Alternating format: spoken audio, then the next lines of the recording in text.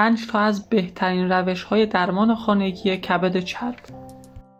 هلو گایز، چطوری بچه‌ها؟ توی این قسمت میپردازیم به 5 تا از روش‌های درمان خانگی کبد چرب. کبد چرب یکی از مشکلات رایج جامعه ما هستش که با تغییرات سبک زندگی و رژیم غذایی نامناسب به وجود میاد. با استفاده از روش‌هایی که داخل ویدیو بهتون میگیم میتونید که با استفاده از اونو کبد چرب خودتون رو داخل خونه درمان بکنید. اولین مورد مصرف میوه و سبزیجاته که یکی از راه‌های مؤثر در درمان کبد چرب افزایش مصرف میوه‌ها و سبزیجاته که این مواد غذایی به علت آنتی اکسیدان‌هایی که دارن باعث میشه که کبد چرب شما از بین بره.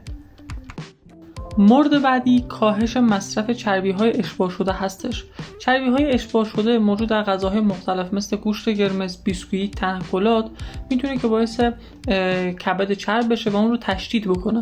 پس بهتون توصیه میشه که اگر که از این مواد استفاده میکنید کلاً بذارید کنار و سعی بکنید که یک رژیم غذایی مناسب داشته باشید. میرسیم به قسمت سوم، یعنی مهمترین قسمت درمان کبد چرب در خانه. برای اینکه بتونید کبد چرب خودتون رو داخل خونه درمان بکنید بهترین روشش ورزشه و اگر که میخواین خیلی سریعتر این اتفاق بیفته باید به صورت منظم ورزش بکنید و سعی بکنید که برای ورزش ها به صورت هوازی باشه که میتونه تاثیرش رو چندین برابر بکنه. بر اساس مقالات 2023 مصرف چای سبز میتونه که باعث کاهش کبد چرب بشه و به شما کمک بکنه که از کبد چربتون کلا رها بشید و این مشکلتون رو برطرف بکنید. پس حتما بهتون پیشنهاد میکنم که روزانه 2 الی 3 فنجان چای سبز مصرف بکنید که این مشکلتون برطرف بشه. مورد آخر، مورد پنجم، کنترل استرس و خواب مناسبه. استرس مزمن و کمبود خواب میتونه که به افزایش خطر بروز کبد چرب منجر بشه.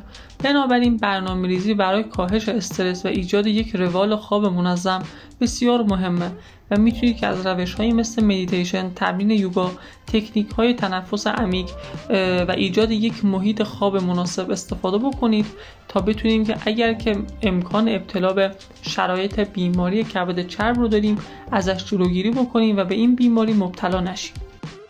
خب بچه‌ها، مرسی که تا آخر ویدیو با من همراه بودین. اگر که کانال من رو ساب نکردین حتما ساب بکنید. هر نظر و ایده‌ای هم که داشتین داخل کامنت ها برام کامنت بکنید. حتما کامنت هاتون رو میخونم و سعی بکنیم که همه اطلاعات سلامتیمون رو با کمک هم بیشتر بکنیم تا بتونیم یک جامعه سالم داشته باشیم.